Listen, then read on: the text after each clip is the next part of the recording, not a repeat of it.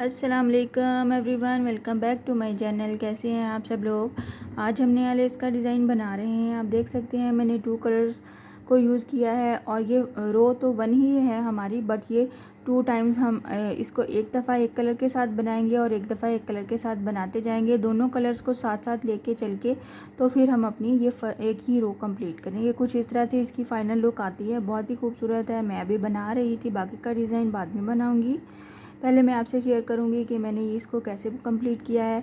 ये इसकी back side है और ये इसकी फ्रंट साइड है। बहुत ही इजी है, बस थोड़ी सी ट्रिकी है थोड़ा सा। उसको थोड़ी सी आपने फर्स्ट में ही समझ लेना है कि हमें कैसे कैसे साथ चलाना है दोनों कलर्स को और कैसे कैसे हमने इसको कंप्लीट करते जाना है। आप इसी डिज़ाइन के लिए एक ही कलर की 2 रोज़ भी बना सकते हैं, या फिर आप इसी डिज़ाइन को कॉटन थ्रेड से इजीली बना सकते हैं। इसी डिज़ाइन को आप सिल्की थ्रेड से, पैराशूट के थ्रेड से, किसी भी थ्रेड से आप बना सकते हैं। इसमें किसी किस्म की कोई मुश्किल नहीं है। और अगर आपको ये डिस्टेंस लेने में कुछ मुश्किल होती है और आप बिगनर्स हैं, तो आप पहले बेस रो बना लिया कीजिए सिंगल क्रोशे के साथ, या फिर 1 चेन प्लस सिंगल क्रोशे, दोनों चीज़ें मिक्स एंड मैच करके बना लिया कीजिए।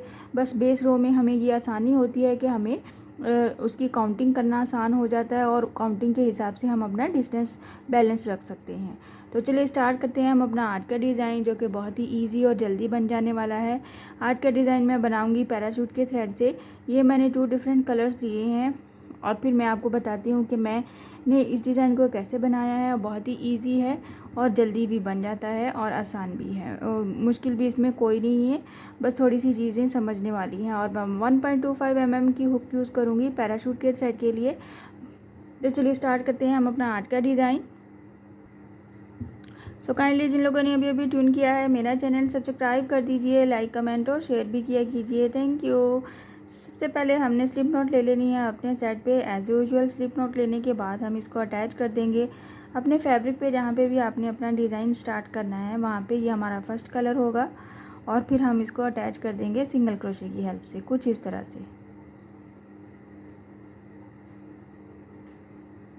सिंगल क्रोशे करने के साथ ही हम क्या करेंगे, 3 चेन ले लेंगे, 1 2 and 3 chain plus double crochet. Double crochet कहाँ बनाएंगे, ये वाले सिंगल क्रोशे की इस वाली स्पेस में डबल क्रोशे बना लेंगे। ये हमारा वेरी फर्स्ट स्टेप होगा, कुछ इस तरह से। साथ में हम बनाएंगे फिर से 3 चेन। जब फिर से 3 चेन बना लेंगे और डबल क्रोशे बनाएंगे, तो हम ये जो पीछे वाला डबल क्रोशे का स्पेस बन गया हमारे पास, उसके क्रॉस में हमने ये नेक्स्ट डबल क्रोशे बनाना है। इस तरह से हमने ये 5 गैप्स बनाने हैं, 1 2 3 चेन प्लस डबल क्रोशे, और ये पीछे वाले गैप में हमने इसको सिंगल डबल क्रोशे कर लिया। 1 2 3 डबल क्रोशे, 1 2 3 और ये डबल क्रोशे। पीछे वाले के गैप में हमने इसको डबल क्रोशे करना है।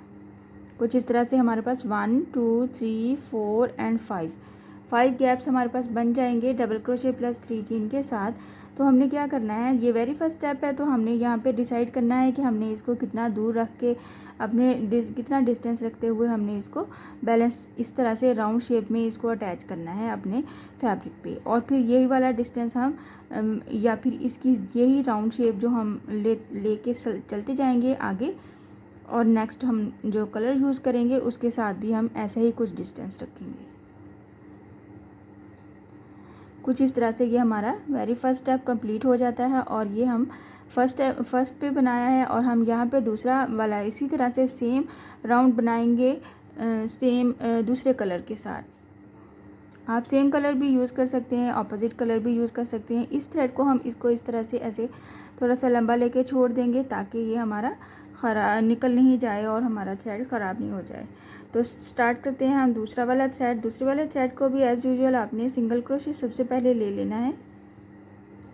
सिंगल क्रोशे करने के बाद हम क्या करेंगे, ये जो हमारा फर्स्ट वाला हमने अपना फ्लावर या बना लिया है, ये जो हाफ सर्कल है, इसके सेंटर में हमने यहाँ पे इसको अटैच करना है। इसके सेंटर में अगर आपने बेस रो बनाई है तो आप काउंटिंग के हिसाब से बनाएंगे कि सेंटर में हमारे पास कितने काउंट करके स्टिचेस आते हैं।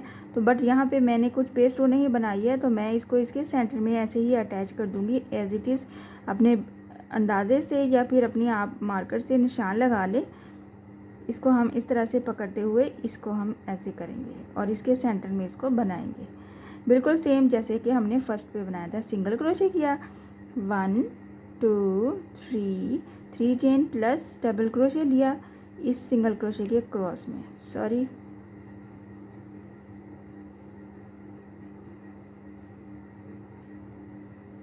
इसके एज पे फिर से 3 चेन लेना है और डबल क्रोशे बनाना है इसके पीछे वाले के क्रॉस में। 1 2 3 chain plus double crochet, 1 2 3 plus double crochet, 1 2 3 plus double crochet. ये हमारे पास 1 2 3 4 हो गया और ये फिफ्थ वाला 1 2 3 4 एंड 5 कंप्लीट हो गया। हमने 5 गैप्स ही बनाए हैं। आप ये अगर आपके पास थ्रेड थोड़ी सी बारीक वाली है तो आप इसको 8 के साथ भी लेके चल सकते हैं, कुछ इस तरह से। इस तरह से क्या करना है, आपने यहाँ पे पॉइंट नोट करना है कि हमने इसको डायरेक्ट ऐसे नहीं अटैच करना। आपने एक चीज़ यहाँ पे बैलेंस रखनी है कि हमने ये वाला थ्रेड जो है इसको आगे को लेके आके पीछे वाले के जो हमारे पास ये वाइट वाला थ्रेड है उसको फ्रंट पे रखना है और फिर हमने ये ग्रे वाले थ्रेड को अटैच करना है कुछ इस तरह से, क्योंकि फिर इसके क्रॉस में हमें वाइट वाला थ्रेड बनाना है। कि कहाँ पे अटैच करना है, आपने जितना ये डिस्टेंस हमने ये दोनों के सेंटर में लिया था, मैक्सिमम 2 चेन का डिस्टेंस है, तो मैं नेक्स्ट पे भी 2 चेन का ही डिस्टेंस लेते हुए इसको बनाती जाऊँगी। डिस्टेंस आपने इसी तरह से डिसाइड कर लेना है, अगर 2 चेन का या 3 चेन का, जो कि हमारा इसको बैलेंस रखे कुछ इस तरह से। और यहाँ से इसके क्रॉस में हम ये वाइट वाला same as it is round half circle बनाते हुए तो उसको फिर से अटैच करेंगे। यहाँ पे मैं इसको इधर ही छोड़ दूँगी और इसका थ्रेड थोड़ा सा लूप लेके छोड़ूंगी ताकि ये डिज़ाइन ख़राब नहीं हो। यहाँ से हम फिर से स्टार्ट करेंगे अपना वाइट वाले के साथ और यहाँ पे हम कुछ इस तरह से करेंगे। इसको अटैच किया हुआ है हमने सिंगल क्रोशे के साथ, तो हम यहाँ पे क्या करेंगे, 3 चेन ले लेंगे, इसी सिंगल क्रोशे के क्रॉस में इसको डबल क्रोशे बना लेंगे और फिर हमें यहाँ पे 5 टाइम फिर से 3 चेन प्लस डबल क्रोशे बनाना है। 2 1 2 3 चेन, ये हमारा 3 हो गया, 1 2 3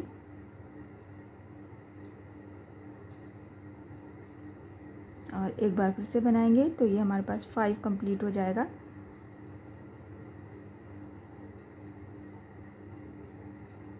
वन 2 3 4 एंड 5 हमने कंप्लीट किया। हमने यहाँ पे क्या करना है, इसको ऐसे ही एज इट इज़ नहीं अटैच करना है, पहले हमने अपना ग्रे वाला थ्रेड फ्रंट पे करना है ताकि हम इसको इजीली बना सकें और हमारा ये बैलेंस रहे। फ्रंट पे हमने कर लिया इस ग्रे वाले थ्रेड को और इसके पीछे मतलब इसके क्रॉस में हमने इस वाइट वाले को अटैच करना है। सेम जितने हमने डिस्टेंस ले लिया था, 2 चेन का मैक्सिमम डिस्टेंस बनता है मेरे पास। आप अपने डिस्टेंस के हिसाब से चलिए कि आपने 5 ये जो हमारे पास 5 गैप्स का हाफ सर्कल बनाया है हमने, वो हमारे पास कितने डिस्टेंस पे जाके अटैच होगा तो फिर हाफ शेप देगा कुछ इस तरह से ये बनता जाएगा। और इसके क्रॉस में मैं फिर से ग्रे वाला बनाऊंगी और फिर इसको फ्रंट पे रखते हुए ग्रे वाले को अटैच करूंगी। कुछ इस तरह से बनाते हैं, एक दफ़ा बना लें हम ग्रे वाला भी। इसको हमने दोनों थ्रेड को साथ ही साथ लेके चलना है। 1 3 chain plus double crochet, 1 2 3 chain, इसके क्रॉस में डबल क्रोशे, 1 2 3 चेन और ये हमारा डबल क्रोशे, 5 टाइम कंप्लीट कर लेंगे हम इसको।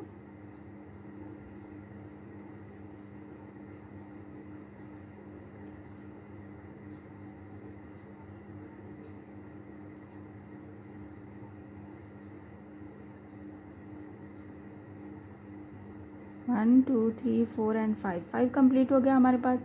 हम इसको अटैच करेंगे। अटैच कैसे करेंगे, पहले हम पीछे वाला जो भी कलर आपके पास है, मैंने वाइट लिया है तो वाइट को फ्रंट पे ले आएंगे और इसको अटैच कर देंगे इसके क्रॉस में, कुछ इस तरह से। इसको फ्रंट पे कर लिया सारे के सारे थ्रेड को, और इसको हमने मैक्सिमम जितना हमने 2 चेन का डिस्टेंस ले रहे हैं उतने ही डिस्टेंस पे ग्रे वाले को हमने सिंगल क्रोशे कर दिया। यहीं पे सिंगल क्रोशे करके इसको हम इधर ही छोड़ेंगे और फिर से हम अपना वाइट वाला थ्रेड के साथ काम करेंगे। कुछ इस तरह से ये हमारी लुक आएगी और बहुत ही ईजी है, इसमें मुश्किल नहीं है, बट ये बनने के बाद बहुत खूबसूरत नज़र आता है। ये आपने थोड़ी सी ट्रिक आपने समझनी है कि हमने थ्रेड को साथ साथ लेके चलना है और फ्रंट से हमने पीछे वाला, जब ये वाला थ्रेड कंप्लीट कर लेंगे, इसको वाइट वाले को अटैच करने से पहले ये वाला जो पीछे वाला होगा, कोई भी कलर आपके पास है, उसको पहले फ्रंट में पूरा कंप्लीट कर लेंगे, फिर इसको उठा के तो इसकी बैक से जाके उठा के इसको अटैच करेंगे। इसी तरह से फिर से इसको फ्रंट साइड से कंप्लीट करने के बाद फिर पीछे वाले के थ्रेड को फ्रंट पे वापस ले आएंगे और अटैच करेंगे फ्रंट बैक से जाके। मैं इसकी थोड़ी सी फाइनल लुक भी बना के आपको शो कर देती हूँ, तो आपको आइडिया हो जाए कि इस वाले कलर में हमारा डिज़ाइन कैसे नज़र आ रहा है और ये वाला डिज़ाइन हमारा कुछ इस तरह से नज़र आ रहा है। क्योंकि ये वाला डिज़ाइन मैंने 3 लेयर्स के साथ बनाया है, थ्री टाइम्स थ्रेड को यूज़ करते हुए। ये मैंने सिल्की थ्रेड की 3 लेयर्स यूज़ की हैं और यहाँ पे मैंने पैराशूट का थ्रेड यूज़ किया है। आप देख सकते हैं दोनों की कैसी लुक नज़र आती है। मैं इसको थोड़ा सा और कंप्लीट कर लूँ ताकि आपको आइडिया हो जाए कि ये बनने के बाद हमें कैसा नज़र आएगा। आप देख सकते हैं मैंने थोड़े से और बनाए हैं, कुछ इस तरह से हमारे पास ये इसकी लुक आ रही है।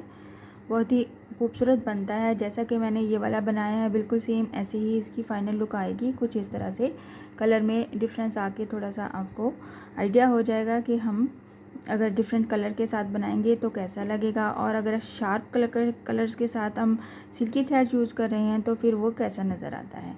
इसी डिज़ाइन को आप इसी as it is cotton thread से भी बना सकते हैं, और आप इस तरह से सिल्की थ्रेड या फिर आप ये जो हमने बनाया है पैराशूट के थ्रेड से ये मैंने बनाया है, ये इस तरह से भी बना सकते हैं। ये इसका बैक साइड है, बहुत ही इजी डिज़ाइन है।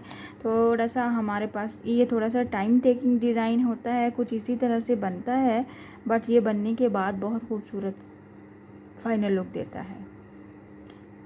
आई होप कि आज का डिज़ाइन आपको समझ आया होगा और पसंद भी आया होगा। आपने ये वाली लुक भी देख ली है आज के डिज़ाइन की, और आपने ये वाली लुक भी देख ली है, कैसी नज़र आती है आप मुझे कमेंट बॉक्स में आके ज़रूर बताइएगा और मुझसे ज़रूर शेयर कीजिएगा। अगर आपको किसी किस्म की कोई मुश्किल है, अगर आपको कुछ और सीखना है, तो आप मुझसे कमेंट बॉक्स में आके ईज़िली आप मुझसे क्वेश्चन भी कर सकते हैं और कुछ भी पूछ सकते हैं। इंशाल्लाह नेक्स्ट वीडियो में मिलूँगी नई डिज़ाइन के साथ। अपनी दुआओं में याद रखिएगा। अल्लाह हाफिज़।